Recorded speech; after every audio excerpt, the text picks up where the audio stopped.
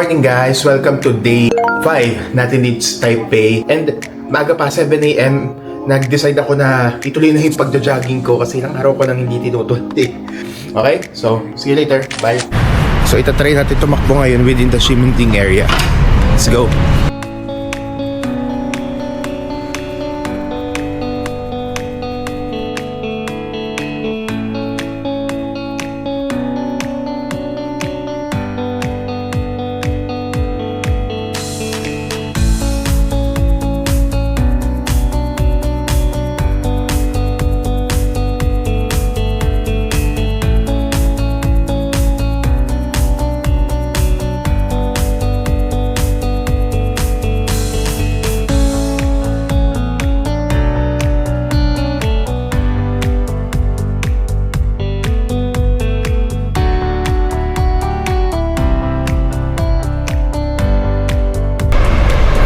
Medyo maraming stoplights dito.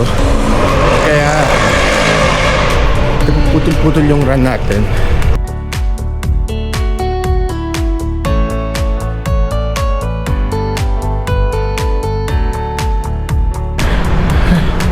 Kapagod. Actually wala naman ako ruta ngayon. Plano ko lang maka 3 kilometers. Nasa ilan na ba tayo? 340 pa lang. Oh my God.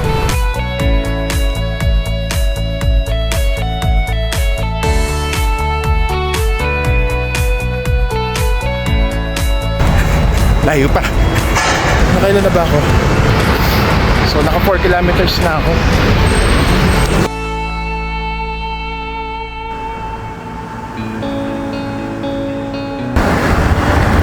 Nakalimutan ko pa na mag sunblock. Tapos naka-araw wala akong sunblock.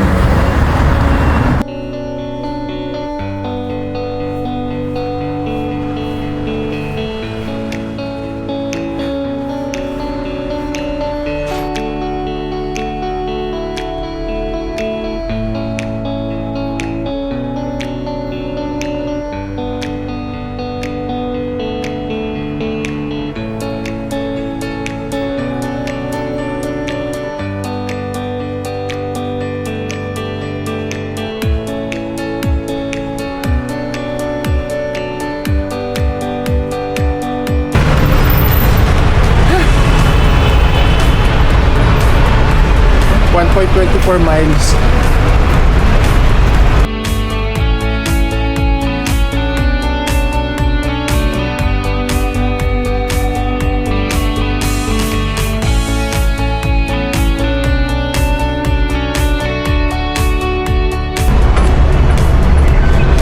Daanan ko na yung Taipei main station.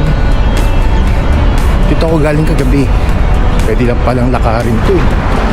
So freaking tired. Ba't ko ba ito ginagawa sa sarili ko? Okay lang yan. At least healthy. Hindi pa lang ako nasan ako. Baka ito tayo dapat sa kabila. Sa kabila dapat. Grabe yung araw.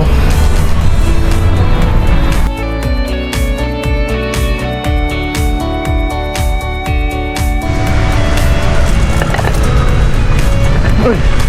Ito na yung Chiang Kai-shek. Chiang Kai-shek Memorial Plan. Memorial Museum yan.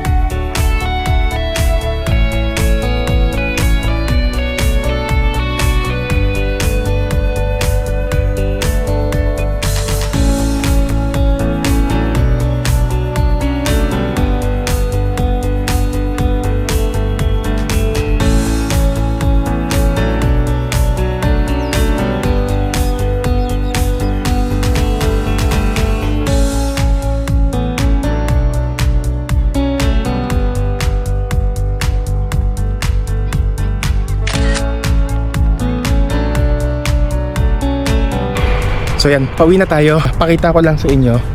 Ito yung Chiang Kai-shek Museum. Tapos dito naman sa katapat niya yung Chiang Kai-shek Theater. And then doon mismo sa pinakagitna yan yung Chiang Kai-shek Memorial Hall. So nandun yung statwa ni Chiang Kai-shek. Sino ba si Chiang Kai-shek? Si Chiang Kai-shek is isa mga nationalist leader ng China noong 1900 something. And then nung natalo sa Civil War si China under sa pamumuno niya, pumunta siya ng Taiwan para doon magpatuloy nung pagiging leader niya. Very important siya sa history ng Taiwan. Di ba? Nakapag-jogging na tayo, napuntahan pa natin yung isa sa mga itinerary natin for today. Nadaanan din natin to si Linsen.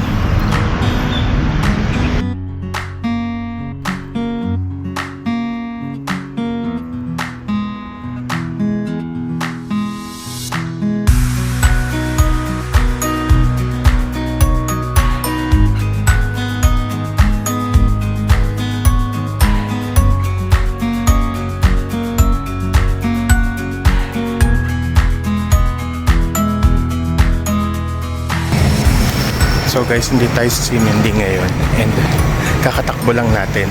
Bili tayo ng scallion pancake. If ever na tumakbo yung mga food cart, ready ako, nakapatakbo ako.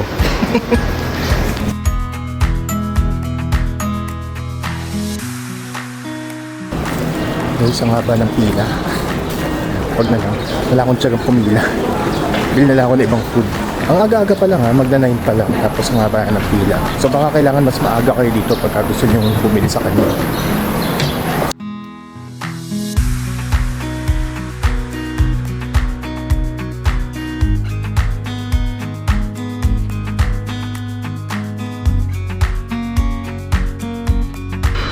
Hello guys, so nakapahinga tayo. Anong oras na? Magpo 4:30 na. Parang feeling ko na-solve na ako dun sa mga pinuntahan ko dun sa jogging. Kaya ngayon, gagawin ko lang, punta ako sa Taipei Main Station, mag-lunch at dinner ako dun, mag-iitsiran ako. May itsiran daw dun eh. Tapos, last ikot sa Ximending Walking District, manonood ako ng mga street performers, tapos mamimili ng, ito masarap to eh. Nabili ko to kahapon. Ito. Yan. Amoy na amoy pa yung kape. Gusto ko yung lasa niya. Parang may kalasang Filipino na snack. Tapos balik na ako, mag-ayos ako ng mga gamit ko. There, sobrang chill lang nung last day ko. And mamaya, i-close ko na tong vlog. Kasi bukas, gagawin ko lang naman, magpe-prepare ako ng maaga, 6 AM ang pick up ko, tapos airport na. Okay? See you in a bit. Bye. No guys, share ko lang. Parang sa tuwing nagta-travel ako ng iba't ibang countries, napapansin ko may sarili-sarili silang vibes. May color silang assigned. Paano ko ba explain? Parang sa Philippines, color red. Ganyan. Red, orange. Itong Taiwan, parang baby blue. Tapos sa Korea naman, parang sepia yung vibes niya. Yung Japan, parang bright red or parang bright orange. Ganun. Ewan ko. Tapos pag nagpipicture ka, may kanya-kanyang parang filter na kusang nagtitake effect kahit wala namang filter yung phone mo. Iba yung vibes. Napapansin nyo rin ba yun? Sa Pilipinas, halatang halata yung hulas nating mga itsura. Iba yung colorway ba yun? Colorway? Basta ganun. Na-share ko lang kasi napapansin ko sa mga pictures, lalo na sa Korea, ibang-iba yung itsura ng mga pictures ko. Doon sa Japan, ang sasaya ng itsura ng mga pictures ko, parang buhay na buhay.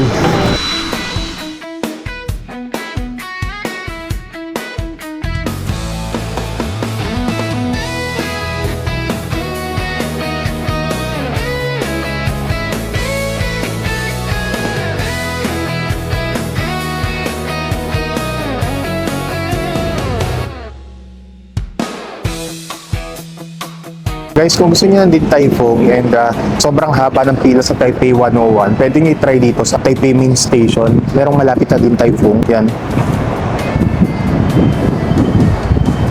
Wala siyang masyadong pila. Saka sobrang less chaotic compared dun sa Taipei 101. Taipei City Hall pala yun guys, hindi Taipei Main Station. So, paglabas mo dun sa may shopping district, explore ka lang dun, makikita mo yung Din Tai Fung. O, pwede mo na namang i-Google Maps. So yun. Eto Tiran. Ay, ang haba ng pila. Nakakain na rin tayo ng ramen. Kala ko lang pila. Order na tayo. Ito yung order ko. Strong yung seasoning stock. Then, super strong yung extra strong yung richness. Garlic, medium. Green onion with chashu. Tapos medium lang yung spice. Tapos medium lang din yung noodle texture. Tapos nagdagdag ako ng sliced pork. Tsaka half-boiled salted egg.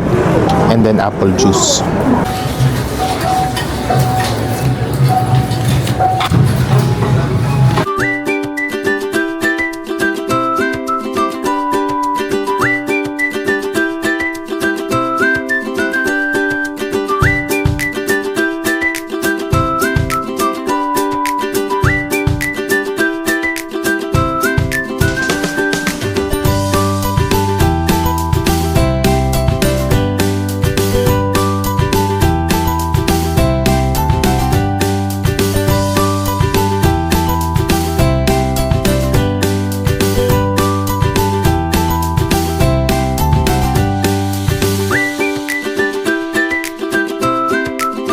May shopping district din dito sa Taipei City Hall ha. So pagbaba no, as in talagang isang buong hilera, puro shoppingan lang nandito. May apple, may lapad sa kabila. Ilang streets yan. Tapos dito, kita mo yung view ng Taipei 101. So yan, tapos dito sa right side ko, nandito yung Michokoshi Mall. Marami kayong mapupuntahan dito. So, huwag kayo masyado magstay lang sa Ximending. Nandito na ulit ako sa Ximending guys, and susubukan kong pumila dito sa sikat na crispy milk donut. Yung nakain ko pala ng isang araw, hindi siya yung trending. Ito yung trending. Grabe ang haba ng pila. Hindi, nandun sa pinakakanto pa yung pinakatindahan niya. Parang ilang store pa yung pag-itan bago pa makarating sa akin. Ganun kahaba yung pila. So, tingnan natin kung masarap. Dapat lang masarap siya kasi napakahaba ng pila. Lapit na tayo.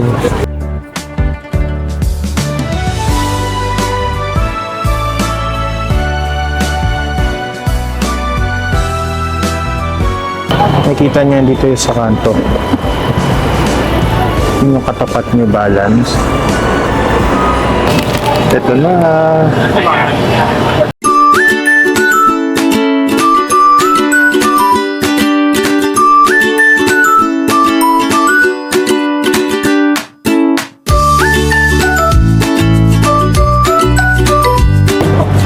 Mas masarap yung sa Curly Mamas. Mas less malasa to eh kasi para doon. Bumili ako ng 5 piraso. Uwi ko na lang sa bahay yung iba. Sana masarap pa pag-uwi. Pero bibili rin ako ng Curly Mamas mamaya.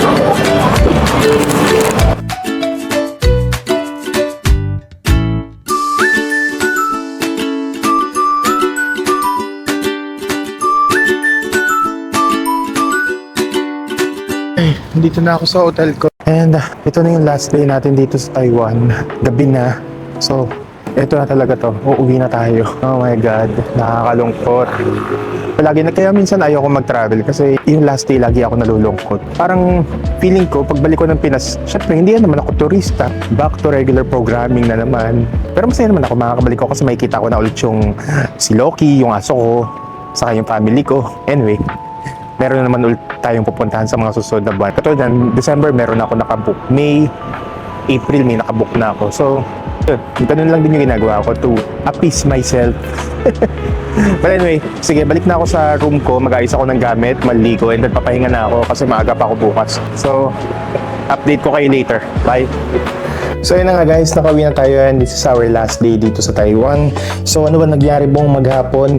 Kanina umaga nag-jogging ako, magsimula 7 o'clock hanggang siguro mga 9:30 ako nakabalik dito. Nadaan ako yung Chiang Kai-shek, nakapag-stroll around ako sa Ximending. May mga parks din ako nadaanan, yung presidential building nakita ako in person. Umaga pa lang marami na ako napuntahan, kaya nagpahinga ako nung hapon. Pero kung tutuusan, pwede pa ako maglagay doon ng mga pwede ko puntahan right after ko tumakbo siguro or after lunch.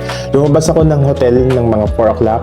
Mag-Elephant Mountain sana ako kaso sabi ko parang tinatamad na ako kaya pupunta lang ako ng Taipei City Hall and then stroll around ako dun sa Breeze Mall nila na sobrang laki yung shopping district na yon. Tapos andun din yung pinakamalapit na branch ng Ichiran dito. Nag-ramen ako doon. So napasobra ata yung richness ng broth ko kaya medyo maalat pero okay pa rin naman. Last batch ng pasalubong ako, konti lang yung binili ko. Siguro kulang-kulang sa buong stay ko dito yung mga nabili ko pasalubong nasa 5,000 pesos lang. And then the rest, syempre puro sa akin na. Nag-dinner na rin ako doon, kumain lang ako nung Wagyu cubes nila saka crispy donuts para makapag-uwi ako sa bahay at matikman ng family ko. So yun, balik na ako sa hotel. Basically, ito na yung last day ko talaga dito sa Taiwan and iba pa rin yung feeling talaga pagka solo ka nagta-travel kasi hawak mo yung sarili mong schedule, wala ka masyadong ibang iniisip. So pag na-late ka ng gising, pagka maaga ka ng gising, pagka may gusto kang gawin, may gusto kang puntahan, wala kang kinakapa na ibang tao. Yun nga lang, syempre, pag nag-solo travel ka, mag-isa ka lang, wala kang kasama, wala kang kausap. Nevertheless, na-enjoy ko pa rin naman yung buong trip. May mga first time ako napunta dito sa Taiwan, katulad ng Tamsui at saka nung Beito. Yung Tamsui, medyo half pa lang yung experience ko doon kasi hindi ko talaga na-explore ng ayos kasi halos magagabi na ako nakapunta. Tapos, parang ang dami kong sinayang na energy sa paglalakad tapos wala naman ako narating, di ba? Pero at sa punta akong Tamsui and alam ko na gano'n lang pala kadali pumunta doon. Yung Beito, na-enjoy ko. Yung Shifen, kahit sobrang nahirapan ako sa pag-commute papuntang Shifen, na-enjoy ko pagdating ko doon parang, alam mo yun, para ako nasa ibang lugar. Nasa ibang lugar naman talaga ako. Para ako nasa children's story. Kasi, syempre, makikita ka ng mga lumilipad na lantern. Tapos, nung sinusulat ko yung mga wishes ko, parang, it is also a way of reminding myself, ano ba yung mga gusto ko talaga sa buhay? Kasi, sa sobrang busy natin, sa sobrang dami nating mga iniisip araw-araw at mga inaalala, minsan nakakalimutan natin yung mga ultimate goals natin in life. Ang nangyayari lang, we get to just live just to survive. So, nung susulat ako sa lantern, parang nalala ko, okay, ito pala yung mga gusto kong mangyari. Ito pala yung mga nilulook forward ko. Very close to my heart yung nag-experience ko sa Shifen. Ano pa mga pinuntahan natin? Yung pagja-jogging ko kanina, very refreshing kasi umaga, talagang pinilit ko yung sarili ko na mag-jogging and hindi ko naman pinagsisiyan kasi sobrang refreshing talaga ng feeling. Kung kaya nyo isingit sa schedule nyo yung morning jogging dito sa Taiwan, isingit nyo para ma-experience nyo rin yung sinasabi ko. I think all in all, isa tong Taipei 2026 ko sa mga liberating na travel ko since nag-start ako maging travel content creator. Wala akong sinalihang tours, lahat DIY, kaya masaya. Anyway, hopefully ako marami pa akong planong balikan dito sa Taiwan. Sana soon makabalik ulit ako. Next month may mga pupuntahan na rin naman ako, may mga nakaplano na akong travel and hopefully ma-share ko sa inyo kung ano yung mga experience ko at yung mga experiences ko dito sa Taiwan. Sana hindi ko naman to ginawa para lang sa sarili ko. Ginawa ko rin to para sa mga first timers and solo travelers na gusto makapunta ng Taiwan pero nagdadalawang isip kasi natatakot or kinakabahan. Sana yung naging experiences ko makatulong sa inyo para mas maengganyo kayo mag-travel dito at hindi kayo panghinaan na loob. Mag-isa lang ako magta-travel sa Taiwan, kakayanin ko ba? Kakayanin mo yan. Kung hindi ka lang eengot-engot, makakasurvive ka dito. Kahit saan ka na mapunta, dapat lagi kang alerto. Dapat may direksyon yung pupuntahan mo. Again, sana nakatulong and if you have any comments sa mga videos ko, please do so. Kung hindi ka pa nakasubscribe sa akin, please hit that subscribe button and hit that like button as well kung nagustuhan nyo yung mga contents ko. And pag magbubook pala kayo ng mga hotels and travel activities nyo, either sa Klook or sa Agoda, pakigamit ng promo codes ko. Yung una sa Klook, Jeremon Klook ang promo code ko dun. And then sa Agoda naman, dalawa. Agoda J for hotels, all caps dapat yun. And then, Agoda Gala for Agoda activities. Pwede kayo mag-book ng activities sa Agoda. So, paano? Bukas, 6 a.m. ang biyahe ko. Mag-aayos na ako ng gamit ngayon and maliligo. And, yun. Goodbye, Taiwan. And, guys, see you sa susunod ulit na lakad ni Jeremon. Bye-bye!